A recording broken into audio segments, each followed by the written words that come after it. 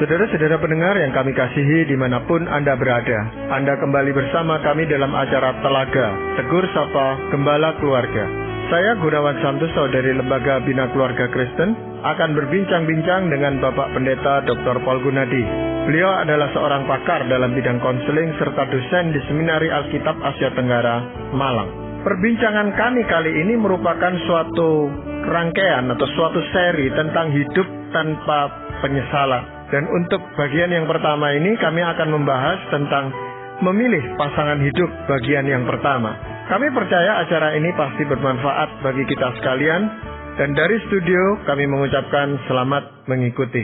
Ini suatu program baru yang kami mencoba Pak Paul untuk membuat suatu siaran dalam bentuk rangkaian yang ada beberapa seri gitu Pak Paul ya. Dan seri kali ini tentang hidup dalam penyesalan. Dan ini sesuatu yang penting karena ada banyak orang yang di usia tuanya atau bahkan belum tua menyesali kehidupannya. Hampir tidak ada orang yang tidak menyesali kehidupannya. Kenapa dulu saya tidak gini, kenapa saya dulu tidak gini. Nah, tentu kita berupaya agar sedikit mungkin yang kita sesali Pak Paul. Kalau menghilangkan sama sekali rasanya tidak mungkin. Atau mungkin bisa terjadi seperti itu. Nah ini Pak Paul mau mengangkat seperti apa Pak? Betul sekali, tadi seperti yang Pak Gunawan katakannya bahwa ya saya kira hampir semua kita lah di hari tua waktu kita menengok ke belakang kita ya bisa berkata aduh kalau saja saya tidak begitu, kalau saja saya berbuat ini. Jadi akan ada ya penyesalan-penyesalan yang kita bawa sampai di hari tua. Ya ada peribahasa kan yang berkata sepandai-pandainya tupai melompat akhirnya jatuh juga. Jadi sebaik-baiknya kita merancang hidup supaya tidak menyisakan penyesalan di hari tua. Akhirnya ada sajalah yang kita lakukan yang keliru sehingga akhirnya di hari tua kita mesti juga membawa penyesalan itu. Nah jadi yang kita akan coba lakukan adalah mencoba ya memberikan masukan kepada para pendengar kita Pak Gunawan. Hal-hal apa yang perlu diperhatikan dalam hidup ini supaya kita tidak menyisakan penyesalan lah di hari tua. Ya memang penyesalan itu biasanya datangnya terlambat Pak Paul. Jadi ketika kita sudah menyadari kita sudah tua dan tidak mampu lagi berkarir. Tetapi untuk menghapus kesalahan yang kita buat itu kan hampir mustahil Pak Paul. Jadi apa yang kita jalani sekarang adalah buah dari apa yang kita lakukan terdahulu. Apa yang kita telah tabur akhirnya harus kita tuai. Maka ya mudah-mudahan lewat seri yang baru ini kita ini bisa menabur benih-benih yang baik ya supaya pada akhirnya kita dapat menuai juga buah-buah yang baik. Ya, dan kali ini kita akan mencoba berbincang-bincang tentang memilih pasangan hidup, Pak Paul. Ini memang sesuatu yang seringkali membuat orang menyesal. Sehingga ada yang mengatakan kalau saya dilahirkan kedua kali saya tidak akan menikah dengan kamu lagi gitu, Pak Paul. Berarti kan itu ada penyesalan. Betul. Tentang pilihan yang dia yakini atau dia rasakan salah dia pilih. Betul. Saya masih ingat ya, saya pernah mengikuti sebuah pelatihan yang diberikan oleh H. Norman Wright. Ya ini seorang terapis keluarga di Amerika Serikat. Nah dalam pembicaraan dia berkata begini, bahwa kebanyakan orang ya di Amerika Serikat ternyata lebih banyak memberi waktu ya untuk mempersiapkan diri menghadapi ujian, mengambil surat izin mengemudi SIM dibanding mempersiapkan diri untuk pernikahan. Nah saya kira ini sebuah pengamatan yang baik dan sudah tentu beliau berkata demikian ya berdasarkan pengalamannya menangani kok begitu banyak permasalahan dalam keluarga yang sebetulnya bersumber dari kita kok tidak berhati-hati memilih pasangan sehingga akhirnya harus menuai konflik dalam keluarga kita. Nah Pak Gunawan, salah satu penyebab ya mengapa kita keliru memilih pasangan hidup adalah karena kita terlalu cepat mengambil keputusan. Nah saya ingin kita ini menggarisbawahi kata terlalu cepat. Saya kira dalam hal pemilihan pasangan hidup ini nih menjadi kesalahan yang paling umum diperbuat oleh kita ya. Terlalu cepat mengambil keputusan. Nah maka ya kita mesti belajarlah. Jangan sampai terlalu cepat mengambil keputusan. Ya, memang ada orang yang punya konsep ya siapa cepat dia yang dapat gitu Pak Paul ya. Jadi kalau dia berlambat-lambat malah tidak menikah gitu Pak Paul. Ya. Dan kebanyakan juga menggampangkan seolah-olah ini kan sesuatu peristiwa yang alamiah gitu. Jadi otomatis saja nanti kalau tidak cocok ya pisah gitu Pak Paul. Ya. Jadi banyak orang ya Pak Gunawan kita harus akui waktu memilih pasangan hidup tidak melihat terlalu jauh. Itu tuh masalahnya. Terlalu memfokuskan pada apa yang dilihatnya sekarang. Dan yang sudah tentu, yang sekarang itu yang menyenangkan hati lah, yang menyenangkan mata lah. Jadi akhirnya ya udahlah ambil keputusan nikah dengan dia. Sehingga pada akhirnya menuai badai konflik di dalam pernikahan. Nah, cepat di dalam mengambil keputusan dalam hal ini yang keliru seperti ini, itu apa aja Bapak? Ada beberapa Pak Gunawan ya. Misalnya yang pertama adalah ada orang yang terlalu bernafsu dalam memilih pasangan hidup. Mungkin saja memang kita bertemu dengan orang yang memenuhi profil pasangan yang kita dambakan. Yang misalnya kita mengharapkan orang ini nih berbadan atletik lah, atau orang ini berwajah cantik lah, atau orang ini memang mempunyai kebiasaan tertentu lah. Pokoknya ada tuh yang kita udah damba-dambakan, kemudian kita bertemu dengan dia. Nah, tanpa pikir panjang, kita pun langsung memutuskan untuk menikah dengannya. Sebab bagi kita perjumpaan itu tuh ibarat durian runtuh Pak Gunawan. Nah, kita melupakan fakta bahwa pernikahan didirikan di atas pengenalan yang mendalam, bukan perkiraan belaka bahwa oh dia orangnya kira-kira gini lah, udah cukup lah, udah kenal lah, apalah. Oh tidak, bukan perkiraan, tapi pengenalan. Nah, jadi akhirnya kita memutuskan menikah dengan dia. Nah, ternyata setelah menikah, perkiraan-perkiraan kita itu tuh nggak lengkap. Mungkin saja ada benarnya, tapi nggak lengkap. Sebab di belakang perkiraan-perkiraan itu ada setumpuk perbedaan-perbedaan yang tidak pernah kita ketahui. Ya, tapi kan semua orang itu tertarik kepada pasangan hidupnya dari penampilannya, dari apa yang nampak secara lahiriahnya, Pak Bos. Nah, betul sekali Pak Gunawan bahwa ya umumnya lah kita mendasarkan keputusan kita menikah ya secara tergesa-gesa atas ketertarikan jasmania ya, karena ia begitu memikat, kita tidak lagi berpikir panjang, udah langsung bersamanya. Misalkan kita menginginkan pria yang mapan, mempunyai pekerjaan yang stabil, udah mempunyai misalnya lah rumah, ada mobil lah atau apa. Wah, udahlah sempurna sesuai dengan profil yang kita inginkan. Atau menginginkan perempuan yang keibuan, ya dia kok bisa masak, rasanya kok orangnya juga bisa ngurus anak, rasanya kok orangnya juga rajin. Nah, udahlah langsung dah, nggak usah pikir panjang lagi. Nah, perkiraan-perkiraan itu tuh yang menjebak akhirnya.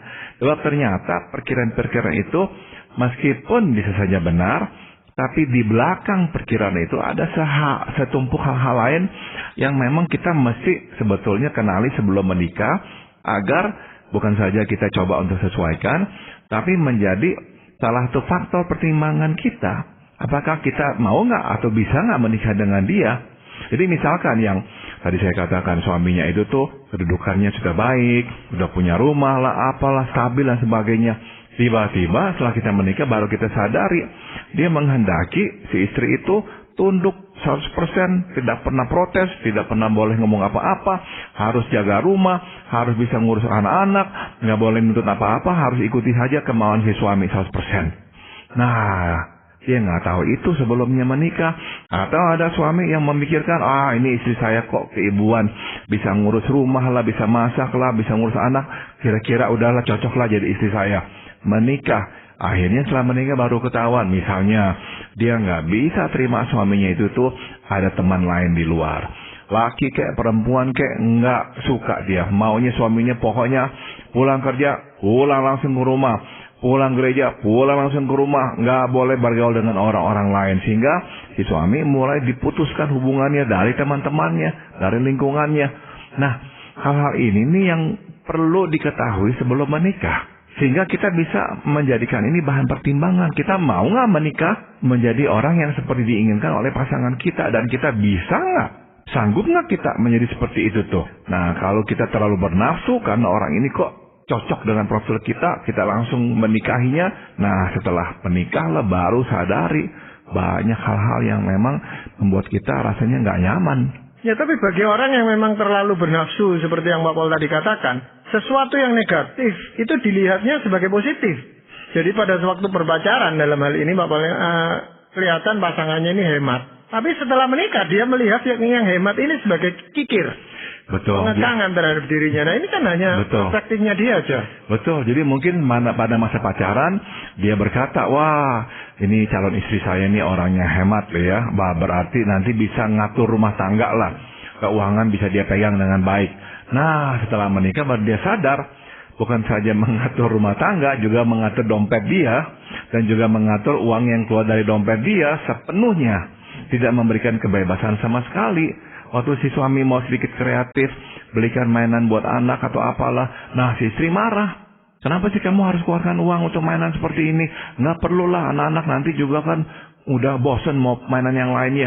Nah kita mencoba menjelaskan, ya tapi kan anak-anak perlu mainan. Meskipun hanya bertahan setahun ya tidak apa-apa, tahun depan bisa beli lagi. Oh nggak perlu, kalau tahun depan nggak bisa dipakai, buat apa beli sekarang? Nah akhirnya terjadilah pertengkaran. Jadi sekali lagi jangan terlalu bernafsu. Banyak orang hidup dalam penyesalan di masa tua gara-gara soal terlalu bernafsu memilih pasangan hidup. Bagaimana pendapat Pak Paul dengan orang yang mengatakan bahwa memang pernikahan itu semacam perjudian? Ya kalau dia menang ya untungnya dia, kalau kalah ya sudah, ya itu memang nasibnya gitu. Bagaimana Pak Paul?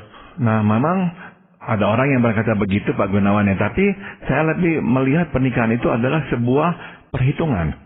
Artinya benar-benar kita itu tuh menghitung-hitung, melihat baik-baik, menilai dengan saksama apakah memang orang ini nih bisa hidup bersama kita dan apakah kita sanggup hidup bersamanya. Jadi sebelum menikah benar-benar lah kita mesti membuka mata melihat hal-hal ini. Ya, selain akibat terlalu bernafsu, mungkin ada hal lain Pak Paul yang membuat orang salah memilih pasangannya. Salah satu penyebab yang lain adalah, nah ini rohani nih Pak Gunawan. Jadi merohanikan segalanya, beriman seolah-olah, tapi saya panggilnya ya beriman yang semu lah. Nggak benar-benar yang sejati ya. Yaitu apa? Ada orang yang beranggapan ya, secara rohani ya, bahwa Tuhan pastilah tidak akan membiarkan kita memilih pasangan yang salah. Jadi siapapun itu, orang yang kita yakini sebagai orang yang disediakan Tuhan, pastilah pasangan yang sesuai. Nah, masalahnya kan bagaimana kita memastikan dia adalah orang yang Tuhan sediakan? Nah, karena kita terlalu merohanikan segala sesuatu, wah pasti ini kehendak Tuhan. Kalau nggak mungkin ketemu dia. Wah pasti ini kehendak Tuhan. Dan kalau kehendak Tuhan tidak perlulah kenal lama-lama, sekali dua kali juga udah cukup. Ya, kita pokoknya yang penting seiman dan sebagainya. Kita nggak lagi berhati-hati, nggak menjalani masa berkenalan yang panjang, terus kita memutuskan menikah. Nah, akhirnya kita harus menuai masalah demi masalah. Orang beriman ini mengatakan demikian, Pak Paul. Orang yang dipertemukan dengan kita, ya kita anggap ini kehendak Tuhan. Karena selama ini kita tidak pernah ketemu, nah ini kok tiba-tiba ketemu. Ya, atau teman lama yang dulu sudah lama berpisah, kok sekarang ketemu. Ini kalau bukan kehendak Tuhan kan, lalu kehendak siapa ini yang terjadi gitu? Nah ini sama juga dengan orang yang misalnya berkata, nah, apakah benar kalau kita berkata begini, ya udah pasti kehendak Tuhan kok saya dirampok. Kalau enggak saya nggak akan ketemu dengan perampok itu. Ya bukan, ini perampok memang orang jahat yang mau merampok kita ya. Nah dalam pemeliharaan Tuhan yang sempurna, ya dia itu tuh memang membiarkan hidup atau dunia ini nih tetap berada dalam keadaan tidak sempurna akibat dosa kita. Jadi kita harus memang menanggungnya. Dan karena dosa yang telah terjadi itu, maka ada orang-orang yang berdosa yang mau merampok orang lain. Dalam kehendak Tuhan, dalam pengertian ya Tuhan mengizinkan ini terjadi. Tapi bukannya Tuhan mengirim perampok untuk merampok kita. Kan kita tidak berkata begitu. Kita tidak berkata Tuhan kirim perampok untuk rampok kita. Tidak. Jadi kalau kita nggak akan berkata Tuhan mengirim perampok untuk merampok kita, kita juga masih berhati-hati waktu berkata, wah pasti nih Tuhan yang mempertemukan kita nih dengan calon pasangan kita. Karena memang belum tentu. Belum tentu, sebab pasangan itu benar-benar masih diuji. Lewat perkenalan, lewat waktu ya. Nggak bisa kita langsung berkata, pasti ini dari Tuhan. Memang benar, Tuhan menuntun kita Pak Gunawan. Ya, sudah tentu benar itu. Namun, dia pun menghendaki agar kita melakukan bagian kita, yaitu apa? Memastikan bahwa memang kita sepadan ya. Kita tidak bisa tuh menggantikan akal sehat dengan iman. Pokoknya nggak usah lah pertimbangan-pertimbangan, nggak usah ngeliat yang penting beriman. Oh salah. Dalam pemilihan pasangan hidup, iman tidak menggantikan akal sehat dan Tuhan pun tidak mau kita menukarkan akal sehat dengan iman yang seperti itu. Makanya di Alkitab tuh hanya ada contoh-contoh yang sangat langka sekali, yaitu misalnya waktu Ishak ya bersama dengan atau menikah dengan Ribka. Nah, hamba Abraham itu berdoa meminta pertolongan Tuhan. Nah, itulah pertemuan secara lebih ajaib lah begitu. Tapi di luar itu memang tidak. Tuhan memberikan kebebasan sekaligus tanggung jawab kepada manusia untuk memilih baik-baik ya pasangan hidupnya. Jadi kita tetap harus menjalani masa perkenalan dan masa penyesuaian ya. Jadi kita mesti ingat keharmonisan dalam pernikahan bukanlah hasil dari doa semata. Keharmonisan adalah buah dari kerja keras menyesuaikan diri satu dengan yang lain. Ya memang mereka berdoa gitu Pak Paul. Jadi mereka sepakat kita masing-masing berdoa mencari kehendak Tuhan. Dan mereka bilang, suatu saat bilang, ya ini memang kehendak Tuhan. Nah, apakah itu murni kehendak Tuhan? Kan yang tahu siapa begitu Pak Paul, itu yang sulit. Betul sekali. Dan memang kadang-kadang orang itu menggunakan contoh, yaitu, oh lihat tuh si A atau si B. Cocok kok, meskipun nggak ada masa perkenalan, tapi ya mereka itu yakin Tuhan yang mempertemukan. Ada contoh seperti itu, saya tidak sangkali. Tapi kenapa kita mesti mengambil risiko setinggi itu? Sedangkan memang Tuhan pun tidak menjanjikan Dia menuntun kita kepada pasangan hidup kita dengan cara seperti itu. Tidak. Tuhan menggunakan cara yang alamiah sekali. Cara apa? Pendekatan, mengenal, menyesuaikan diri. Iya. Pak Paul, apakah ada lain Pak Paul tentang ini? Yang berikut adalah kesalahan yang seringkali ya kita perbuat dalam pemilihan pasangan hidup, yaitu kita terlalu menyederhanakan masalah. Ya, mungkin ya kita sudah mulai merasakan bahwa ada perbedaan lah antara kita, tapi kita menolak untuk menghadapi atau menerima realitas. Kita beranggapan bahwa segala masalah pasti dapat diselesaikan lah asal kita saling mencintai. Nah, itu kan biasanya yang kita gunakan ya. Nah, kita pun juga misalnya beranggapan bahwa semua pernikahan mengandung masalah. Jadi ya kita tidak perlulah mengkhawatirkannya. Bukankah semua orang yang menikah itu pasti menghadapi masalah. Jadi ya udah terima aja lah, mengalir sajalah, kita menikah sajalah. Sebab akhirnya toh orang yang berpacaran 3-4 tahun pun tetap harus menghadapi masalah dalam pernikahannya. Nah, kita mungkin beranggapan juga yang penting ya kita jalani, nanti ada waktulah untuk menyelesaikan masalah-masalah kita dalam pernikahan. Atau mungkin saja masalah itu akan selesai dengan sendirinya. Nah, kita lupa Pak Gunawan bahwa masalah tidak akan selesai dengan sendirinya. Akhirnya kita harus berhadapan dengan masalah demi masalah. Jadi ternyata masalah yang sederhana di mata kita tidaklah sesederhana yang kita duga. Pada akhirnya kita menemukan bahwa masalah demi masalah yang tak terselesaikan bertumpuk menjadi gunung masalah yang siap meletus. Seringkali yang terjadi permasalahan yang disepelekan ini adalah masalah keuangan antara lain Pak Paul. Jadi mereka sebenarnya belum siap secara finansial tetapi tetap nekat untuk menikah dan akhirnya menimbulkan banyak hutang dan sebagainya sehingga parah keluarga itu. Saya waktu masih studi dulu Pak Gunawan, saya masih ingat tahun 70-an ya. Ada satu hasil penelitian yang memperlihatkan bahwa sebetulnya di Amerika Serikat penyebab pertama mengapa orang bercerai adalah faktor keuangan, faktor ekonomi. Jadi bukan faktor perselingkuhan atau apa. Jadi memang ya betul sekali kata Pak Gunawan bahwa kematangan, kesiapan secara ekonomi dalam pernikahan itu penting ya. Kalau tidak, akhirnya ya menjadi masalah. Dan banyak orang yang memang menyederhanakan masalah ini. Yang penting saling cinta lah. Nanti pokoknya masalah ekonomi bisa dibereskan dengan sendirinya. Padahal setelah menikah tekanan ekonomi begitu besar, akhirnya pasangan nggak sabar menuntut-nuntut kita. Kamu harus kerja lebih keras, kita marah, saya udah bekerja begini keras, tapi mau apa lagi? Kamu kok nggak bertanggung jawab, kamu nggak pikirkan anak kamu nanti bagaimana? Akhirnya sering ribut. Yang satu akhirnya merasa kehilangan harga diri, ditekan-tekan. Yang satu merasa saya kok nasibnya buruk benar menikah sama ini orang kok. Jadinya harus hidup susah seperti ini. Nah, masalah akhirnya terus bertambah. Ya, di era di mana kesulitan ekonomi itu menjadi-jadi sebenarnya Ini merupakan salah satu faktor yang harus dipertimbangkan masa-masa sebelum menikah, Pak Pol. Betul, dan yang lain lagi adalah perbedaan, Pak Gunawan. Jadi pada masa berpacaran tuh kita cenderung menyederhanakan masalah, sehingga perbedaan yang kita sudah lihat tuh kita pokoknya minimalkan lah, nggak apa-apa lah, bisa selesai lah, apalah. Tidak kita selesaikan, tidak kita coba untuk sesuaikan, nanti itu akan menjadi duri dalam relasi kita. Iya. Faktor yang lain yang seringkali diabaikan apa, Pak? Yang sering diabaikan juga adalah motivasi yang tidak murni. Kadang-kadang ini menjadi penyebab kenapa orang tuh terlalu cepat menikah. Nah, akhirnya setelah menikah barulah kesandung. Apa tuh yang saya maksud ya dengan motivasi yang tidak murni? Mungkin ya, ada orang yang menginginkan status nikah misalnya, Pak Gunawan. Karena sudah terlalu lama hidup membujang. Ya, sehingga begitu ada kesempatan menikah, ya udah langsung menikahlah daripada tidak ada status nikah sama sekali. Atau ada orang yang menginginkan harta dari pasangannya. Ya, begitu dapat orang ini tergesa-gesa langsung dia nikahi dah. Ada juga yang memang membutuhkan perlindungan. Ya, hidup dalam kesusahan, ketakutan. Nah, pernikahan ini seolah-olah menjadi benteng yang baru dalam hidup dia.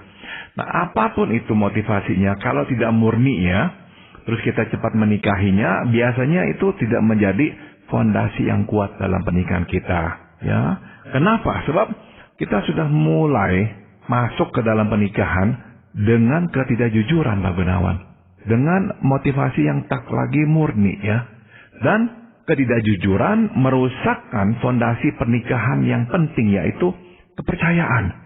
Sebab lama-kelamaan pasangan bisa tahu, oh kamu menikahi saya ini karena memang kamu tuh pokoknya mau ini dari saya. Makanya kamu tuh begitu cepat-cepat mau suruh saya menikah dengan kamu. Begitu orang berkata seperti itu ya, kamu nih nggak murni ini menikah saya. Kepercayaannya rontok. Dia udah nggak lagi bisa percaya akan kejujuran, ketulusan pasangannya itu. Nah, akhirnya apa yang terjadi? Mungkin orang ini merasa diperdaya, tidak bisa lagi menyerahkan hidup sepenuhnya. Ya, dia takut lah, udah dah. Jadi akhirnya belum lama menikah, tapi udah menghancurkan pernikahannya itu sendiri. Iya, yang seringkali membelokkan motivasi yang tadinya sebenarnya murni tapi terbelokkan menjadi tidak murni. Itu seringkali juga lingkungan, Pak Pol. Entah itu orang tua, entah itu masyarakat di sekelilingnya. Seperti tadi Pak Pol katakan, usianya sudah menanjak tua tetapi kok enggak menikah-menikah, lalu orang tua mendesak dia. Sehingga yang tadinya dia punya motivasi yang betul untuk pernikahan, karena desakan ini bisa melenceng gitu, Pak Pol. Betul, jadi ada kalanya ya kita juga korban lingkungan ya, korban kondisi lah gitu. Ya saya ngerti ya nggak gampang ya untuk menolak ya, menyanggah desakan-desakan dari lingkungan itu. Tapi ya kita mesti pikir akibatnya lah.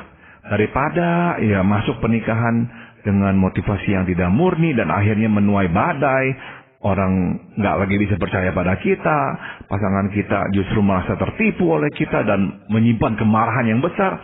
Akhirnya pernikahan itu sudah retak. Ada yang misalnya yang lain adalah merasa terpedaya karena ini orang nih sengaja nih mau hamil. Jadi akhirnya dalam masa berpacaran seolah-olah dialah yang membuka diri lah supaya akhirnya terjadilah hubungan di luar nikah. Dan ketika terjadi akhirnya harus hamil, kan harus dinikahi. Nah, ada orang yang akhirnya setelah menikah sadar, Pak Gunawan, aduh ilah, saya benar-benar dijebak nih. Kamu memang sengaja nih membiarkan diri hamil supaya akhirnya nih, memang udah tentu dia juga salah, dia melakukannya dan dia mau melakukannya.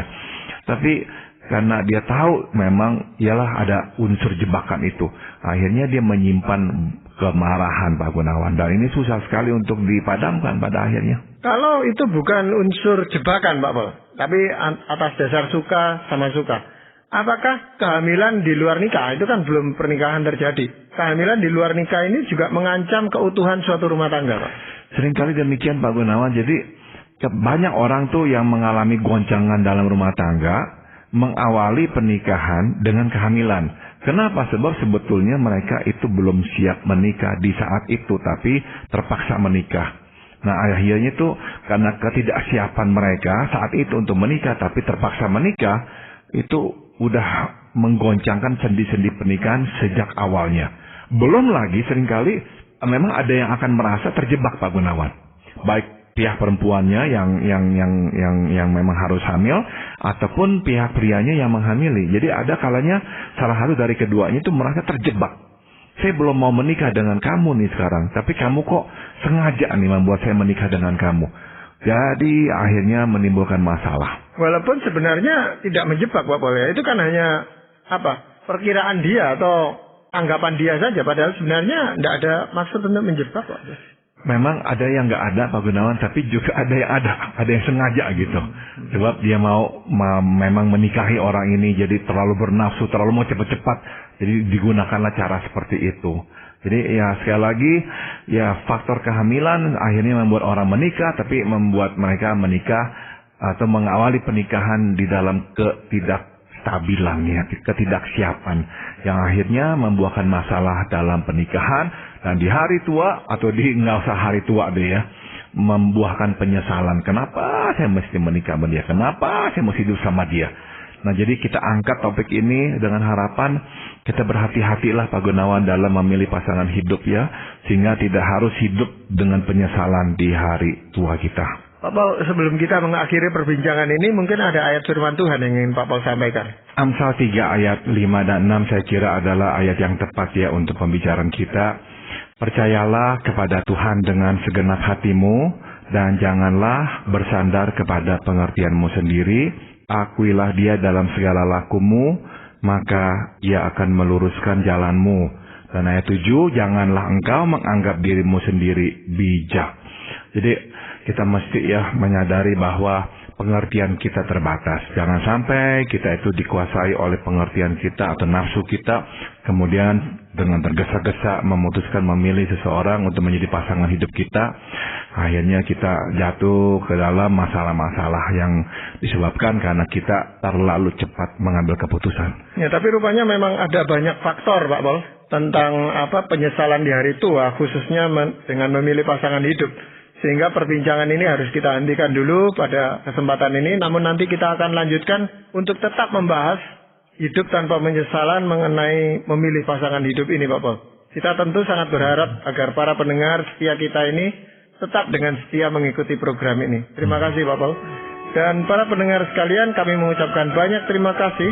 Anda telah mengikuti perbincangan kami dengan Bapak Pendeta Dr. Paul Gunadi dalam acara Telaga, Tegur Sapa Gembala Keluarga.